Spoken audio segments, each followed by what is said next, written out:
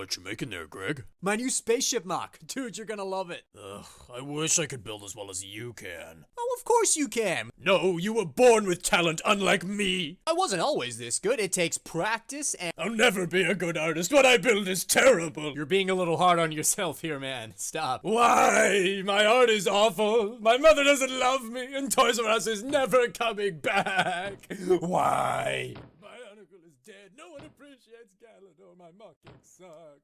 Wow. Sound familiar? If only Josh would listen to Greg. Well, newsflash, Greg, becoming a master of any form of anything does not happen overnight, and you certainly are not born with it. It takes hours of work and lots of practice. We all want to believe the success stories that tell us they were an overnight success, but the truth is, it takes hours of hard work to get you to become an overnight success. To gain mastery takes practice and it takes effort. There's a school of thought that people gain mastery over something when they have reached 10,000 hours on that one thing. Don't believe me? Have you ever heard of this theory about the 10,000 hours theory? Yes. So that theory works, right? So how can we relate this to Lego? Well, I have people message me all the time asking how they can improve as a builder. And to be honest, I don't always have the answer. Sometimes I do, and sometimes I don't. But the one answer I can very safely say that will help is to keep practicing. If you want to improve, the only way you will is to just keep on building. You may be unhappy with your mocks right now, but the more you build, the more you challenge yourself, and the more you experiment and play, the more you will grow and the better you'll become as a builder.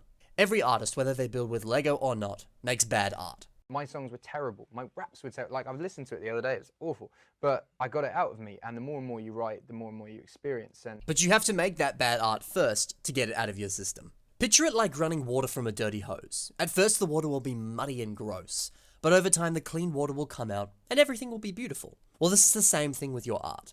You'll start off making terrible, ugly, awful art. But it's a necessary stepping stone towards making that really awesome artwork in future. There's a quote by Thomas Edison that works really well here. When describing how he made the light bulb, he said, "I have not failed.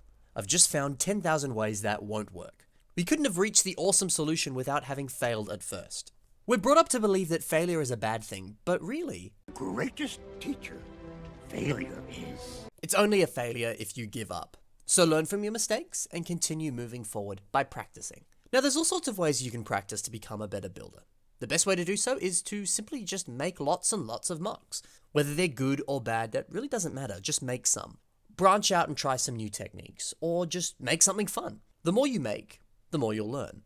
And if you've already gone and made 27 mocks, but you still don't think you're advancing, we'll make the 28th one and keep going. Remember, it does take 10,000 hours to gain mastery, but you will certainly improve along the way towards that goal. So make another mock and see where that one takes you.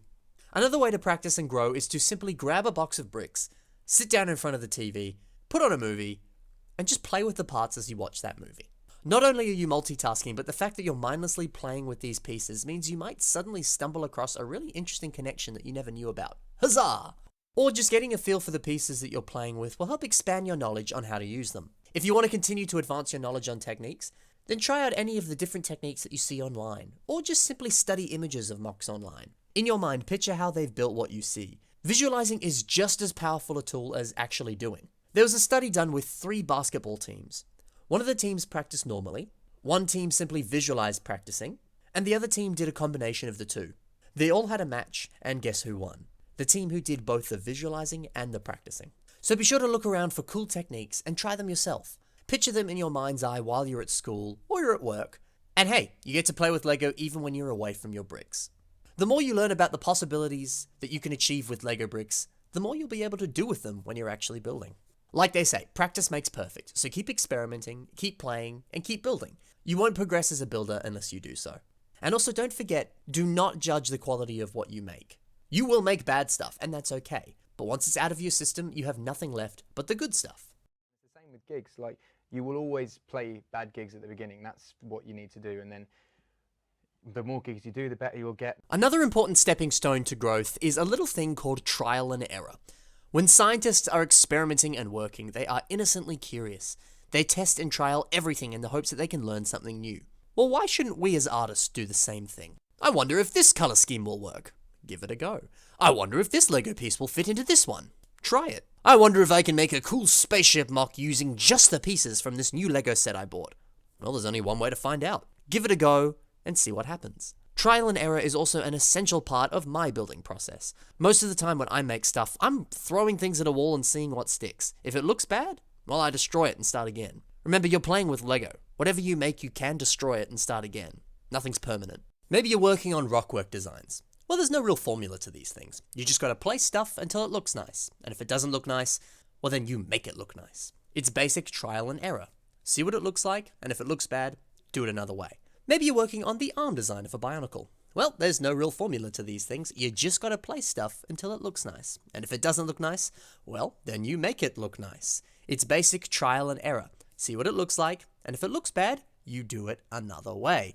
Maybe you're working on a cool spaceship mock. Well, there's no real formula to these things. You just gotta place stuff until it looks nice. And if it doesn't look nice, you guessed it, you make it look nice. It's basic trial and error. See what it looks like, and if it looks bad, you do it another way. This same rule applies to everything, guys. So just play and practice until you're pleased with the result. That's really the best way to improve. And then if you do it enough and you keep practicing, you'll get better and better. This is what I've done my whole life and it's worked for me. Now, I by no means would classify myself as having full mastery over Lego. There's still a lot I have to learn, but I'm extremely proud of my abilities with building. And if you want to be proud of yours too, maybe give these tips a go. I mean, legit, give these a go. I literally told you to make fun things while watching movies and playing with pieces. If that doesn't sound like a fun day, then I don't know what is. Go, build, practice, and have fun.